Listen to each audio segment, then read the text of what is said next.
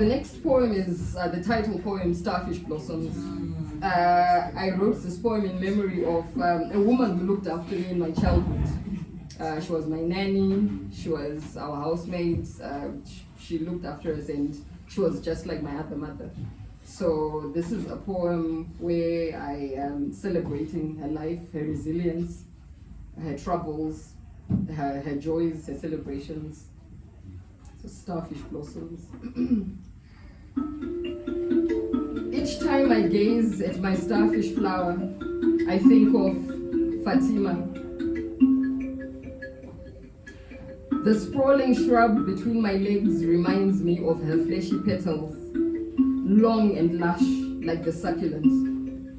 She said she used its sticky sap to elongate her ears, as she calls them, and I would watch her stretch them inside her bush beneath the shower, as I sat in wait each evening after school, marveling at her majestic ears. Could they make her fly like Dumbo on her days off, when she walked to a nearby bar for what then seemed like miles away? Shower water pitter-pattered onto her patter-patters, the ones on her feet and her wool-suckled chest, lather of Lifebuoy all over her like the caress of a lover boy. Wireless radio on full blast, tuned to Radio 2, always the backdrop to her existence. Love songs serenading, eyes closed. I knew of whom she dreamed while she pulled her ears. Did they hear his palpitations? And did his heart vibrate with hers? The wireman. He always found faults in our wires, so he would come and see her every week, winking while his forefinger scratched the insides of our palms when no one watched. Mandevu, that sleaze. Now, in boarding school, mother drove in after church one Sunday and abruptly declared, Mandevu gave her AIDS.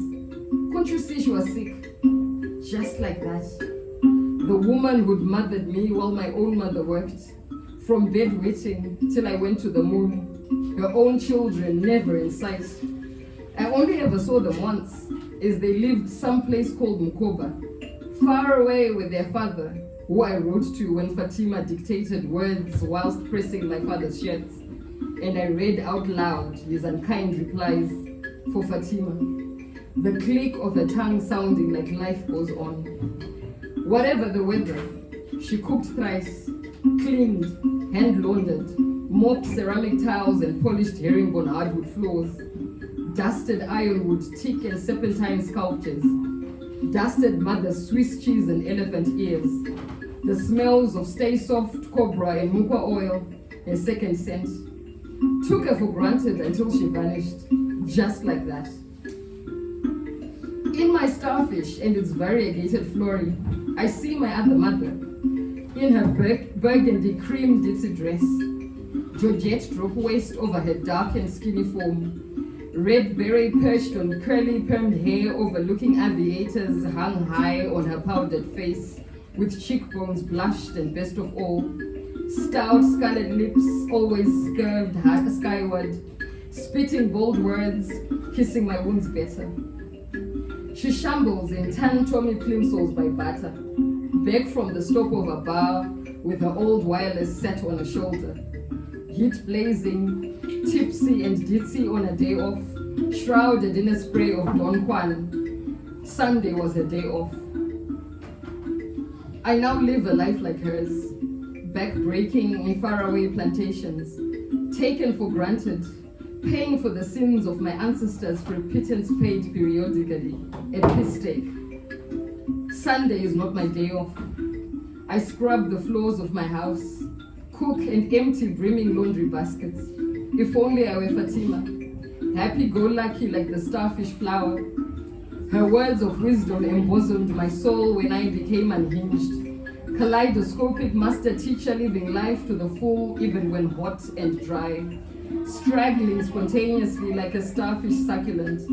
And when my starfish blossoms, I hear her radio, rambling from a distance, and I run to tell her I've missed her. She does a teaser dance, heel-grounded, foot waving, then gives an embrace and promises to take me with her. warmth on a grey, cloudy day, and my lips rise upward like hers. When I'm overwhelmed by dry heat and the stench of life throws me off, I hover over myself, tempted to fly away into a black hole lingering over me. An expanse where winds beckon and I know better than to go. To soar high, spreading my wings like Dumbo, like the free spirit Fatima was, but something always lures me back.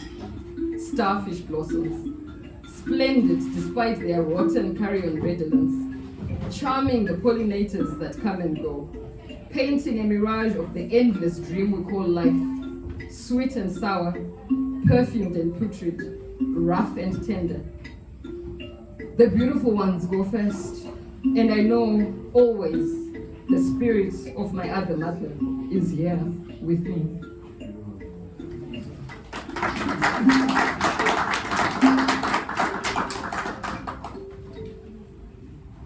Right.